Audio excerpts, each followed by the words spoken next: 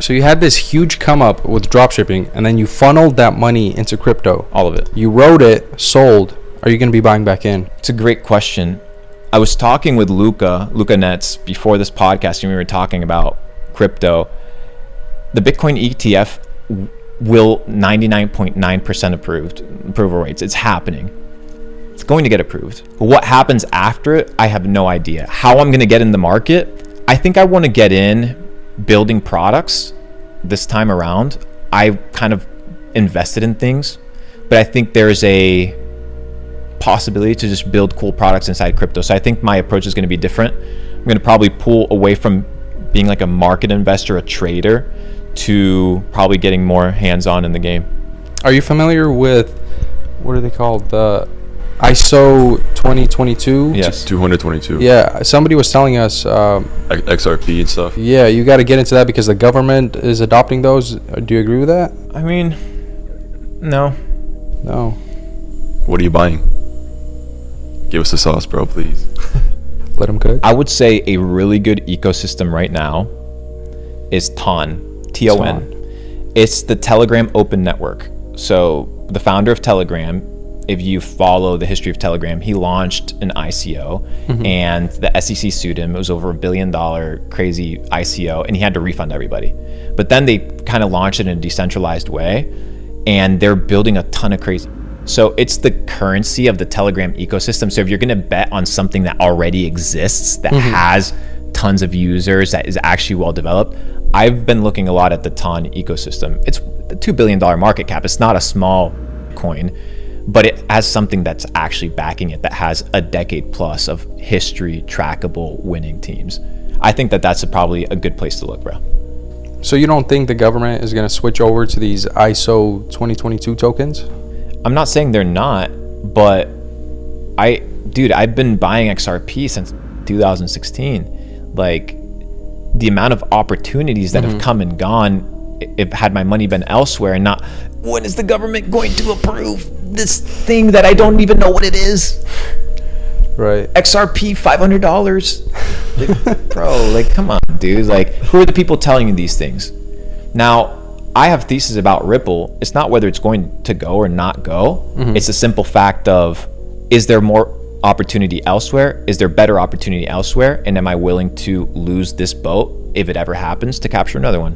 And yeah, XRP is just, there's too much capital already in it, bro. There's other opportunities out there for sure. Are you doing any boring investments? Like, does Luke Belmar have a 401k? No. Do you have health insurance? It's a great question. Yes, I have health insurance. I mean, I have all the normal, but my investment strategy is very simple. Be super liquid, have minimal assets that require maintenance. So I don't like to have things that require my mental framework and my mental real estate to be occupied by, I need to pay this mortgage, or hey, my McLaren, the battery of my McLaren's dead, or I have to go pick up this car. I don't like these things. They can be, if people want to fill up their life with those troubles, that's fine. I don't like that asset class. That asset class can appreciate. I don't like it.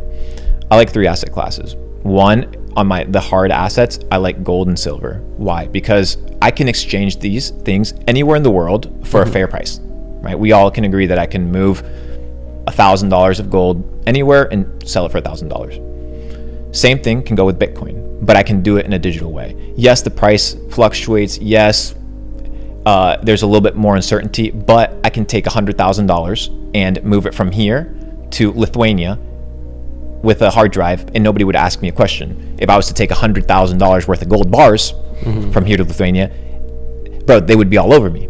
So you have those digital assets. That's a good investment. Remember, we're talking liquid. You have your physical assets, and then you have cash. Cash, you need to be banking on winning economies and on the strongest economies. People say the U.S. Okay, but what's better? Tell me what currency is up next that isn't another piece of. But ours is backed by what? The military, dude. Play with our currency. Boom. What happened last time you played with the currency? Look what happened with Gaddafi, who tried to establish the Pan-African currency that was backed by gold. Boom. Civil eruption, death. Look at Kennedy. Kennedy tried to establish the silver-backed dollars. 6 months later, boom. Back. Abraham Lincoln, he wanted to establish the greenback dollars, which was his way of being able to pay the army. 6 months later, it's crazy, bro. So the winning currency, you have to have some of the winning currency. In this case, it's the dollar. With the winning currency, bro, the people that own the currency are going to come after you. They came after Bitcoin. That's why they own Bitcoin. That's why they own Binance Exchange now. They own it all. Because remember, you buy Bitcoin with dollars. Right.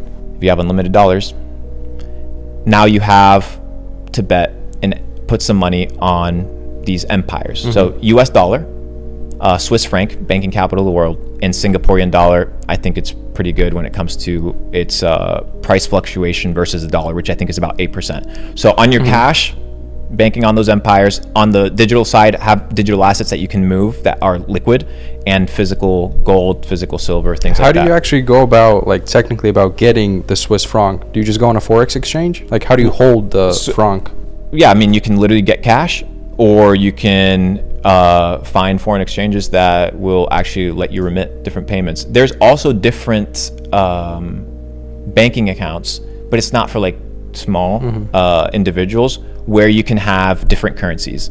So you can get, I think there's companies like AirWallets. I'm not sure. AirWallets, I think it has like a multi-currency bank account, so you can have like Hong Kong dollars, Singaporean dollars, Australian dollars, US dollars. You can kind of have multiple bank accounts. So I think you can store your wealth in that way, or just getting cash. In my case, you can have Swiss bank accounts, things like that, but that's for later on. What about the gold? You have to find a place that you can actually hold gold. Go online. You can buy gold online, buy silver online, or you can actually hold it in places that store it for you. Yeah, but I don't like that. I feel like push comes to shove, and like we get to a position where you have to actually take that gold. Like, what are you going to do? Fly to these different locations and collect them? And that's the kind of the thing. It's you need, if you're going to have assets, you need to choose which assets you're going to have and where you're going to put them. If you say, okay, you're going to own a house, well, that's even worse under that same premise, because you can't even move that. What about a boat? What about another piece of real estate or something that it's not nimble? So you kind of have to play the cards, because there is a risk factor in everything. Yeah, Bitcoin, you can move it everywhere, but that could dump 40%. That's true. But so absolutely no real estate. I don't like real estate, bro. I've tried to like it, right? And I know it's good, but I personally would much rather rent a beautiful house that I don't have to deal with all the issues than to even have to bother with the issues. I already have enough issues with paying the electrical bill in places that I rent. It's like already, I don't like dealing with that. Honestly, I don't blame you. Like, lately I've been thinking about how great it would be to just live in an apartment, because like I'd spend so much time just doing the little things, like, oh, I gotta take out the trash, I gotta make sure these bushes are trimmed. And I know you can hire that out, but the thing is, even if you hire that out, now you have somebody in your house, and now that's invasive as so now you're playing that side of the lane, which is like, dude, now my house is a hotel. So that's I played both lanes, bro. I got the big house, and I had to downgrade from that. I'm like, okay, I got a $4 million house, dude. I had people in my house every day. I had cleaners, I had the plumber. I live in Puerto Rico, so now you have all the electricity issues and all the humidity issues. Within a year, I was out of that. Dude, I was like, I can't live this way. I genuinely sat down with my wife and like we talked about it. I might have to. Like, I don't know. It's just finding. Once again, bro, it's falling for what people have told you it's the best way to live. Test it out. If it works for you, perfect, keep it. If it's not, okay, I tested it, I don't like it, next. Yeah, same thing with your house, same thing with assets, whatever, bro. Play your game. But I do like how you can touch a house, like, as an investment. For sure, bro. I mean, yeah, because it's like it's real. Little floating little coins, the papers, it's, Yes, but what is holding the value of this?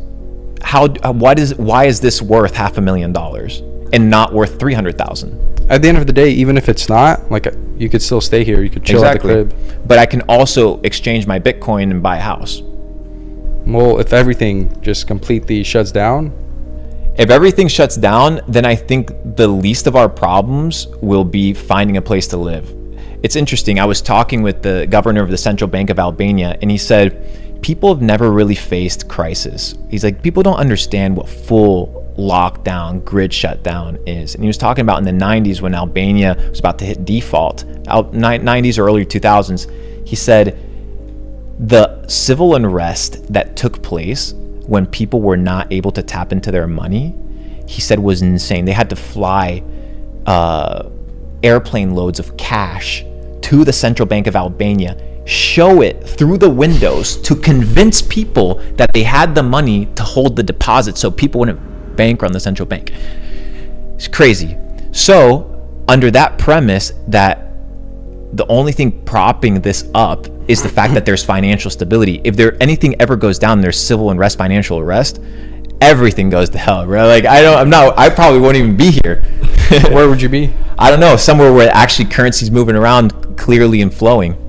Like you look at China now, dude, you look at central bank digital currencies, you look at the centralization of information, you look at lockdowns, you look at the vaccination status and the correlation of that with your money and your WeChat. It gets really, really, really bad, really, really fast when you start playing with people.